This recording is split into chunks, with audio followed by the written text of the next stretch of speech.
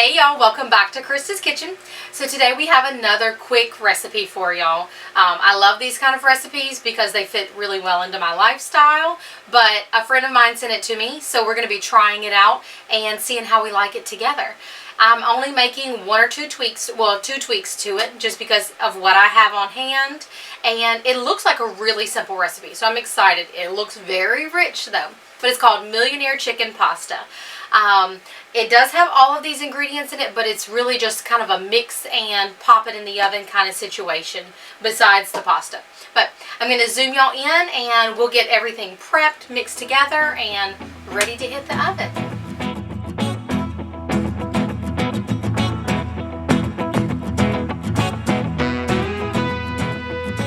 Okay y'all, so I know this is a ton of stuff, but really it doesn't seem that bad. I think it's just, it looks like a lot when it's all pulled out at once. But we're going to start with our pasta. So I've got some hot water down in my Pampered Chef container, and I'm going to take a pound of angel hair pasta. Now she used spaghetti, but I don't have spaghetti, so we're going to use the angel hair. Now the thing to remember about this is it's basically like a thinner spaghetti. Now if you're Italian, don't come at me, but that's how I compare it. It's a much thinner, kind of more delicate spaghetti. So we don't need to cook it nearly as long. So I'm just breaking it in half and dropping it down into my hot water. And I'm only going to cook this for about 4 minutes in my microwave. And if I was doing spaghetti, I'd probably do about 5 or 6 minutes. I'm adding a little bit of salt, and I may change my opinion once it comes out and if it's not quite to that point I want, but this is going to go in the microwave while we prep everything else. Next I'm just going to shred up about half of this rotisserie chicken. She called for 2 cups of cooked chicken, and Sam's Club to my rescue, I'm going to use this rotisserie to save me time. I'll probably add more than 2 cups just because if I'm using a pound of pasta, I feel like I need a little bit more chicken than 2 cups, but we'll see. We'll actually measure it out and see. Okay, so I ended up doing 3 cups of chicken just because it looks like a better ratio to me. So I did 2 cups of white meat and 1 cup of dark meat, which was only a breast, a leg, and part of a thigh. So 1 rotisserie chicken will definitely take you a long way. So in my bowl I just have 5 tablespoons, well it's actually probably about 4 because that's all that was left on my stick, but 4 tablespoons of melted butter. I'm going to add about 1/3 of a cup of Parmesan cheese and 2 eggs. I'm going to mix this around. You want to make sure your butter's not too high. You don't want to scramble your eggs. And then we're supposed to toss our pasta in that egg mixture. I do have the oven preheating to 350 if I didn't say that already. Our pasta cooked, and 4 minutes it's al dente, so that's perfect. That's right where we want it so that it'll continue to cook in the oven. So I'm going to drain the water off, and I'm going to mix the noodles in with the butter and egg mixture. We're going to switch to the chicken bowl, but we're going to make all of our mix for our filling, as it's called. So we have our 3 cups of chicken. I'm adding in a block of cream cheese that we've softened up, 2 cans of cream of chicken. Here's one of the other changes I'm making. The recipe calls for a cup of sour cream, but I don't have any sour cream, so I'm going to do a cup of mayonnaise instead. Okay, and another adjustment that I'm making, the recipe says 2 cups of mozzarella. I'm going to do about a cup of mozzarella and then about a cup of Mexican style cheese, just to change it up just a little bit. I'm sure the mozzarella makes it nice and like melty cheesy, but this Mexican blend is nice and melty cheesy as well. Mix it just a little bit so that it's not all cheese sitting there.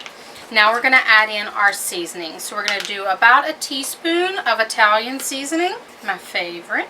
About a teaspoon of garlic powder, again another one of my favorites. About a teaspoon of salt and a ½ teaspoon of pepper and a teaspoon of onion powder. I'm going to mix this all around. Try and get those seasonings well incorporated. And one of our last ingredients is bacon.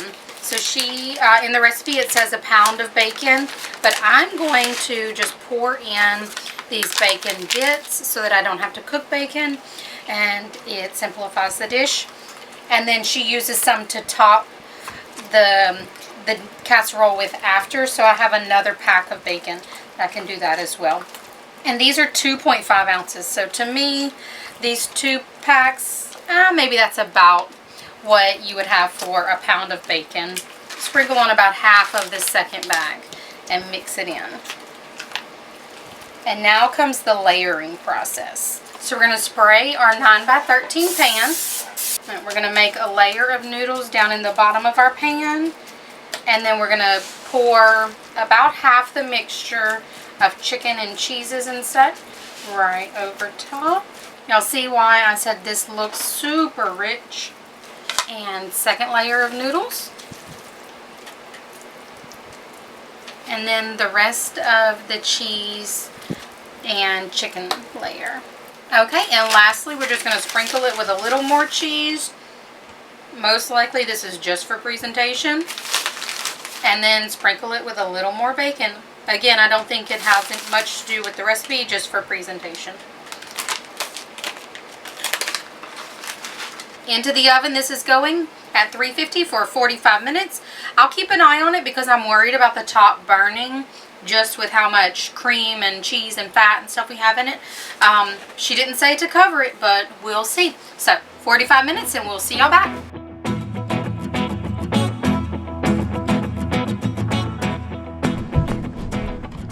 Alright, so this stuff is amazing. And you see it cuts more like a casserole. Oops, stringy and cheesy. But I taste tested it like 3 or 4 times. Mostly to make sure it wasn't poisonous or anything. But you can see the layers that we made. But y'all, this is a winner. And everything in here should pretty much be freezable. So it's going to work out perfectly. We're just serving it with some honey carrots and some broccoli, and hopefully having it as a rounded out meal. But definitely this one is going in our must do again. And I mean, there's not really anything I would change about it. It's delicious, y'all. It really is. It's up there with our cattle drive. You want to say hi? With our cattle drive casserole. You want to try a bite? Here, tell me what you think.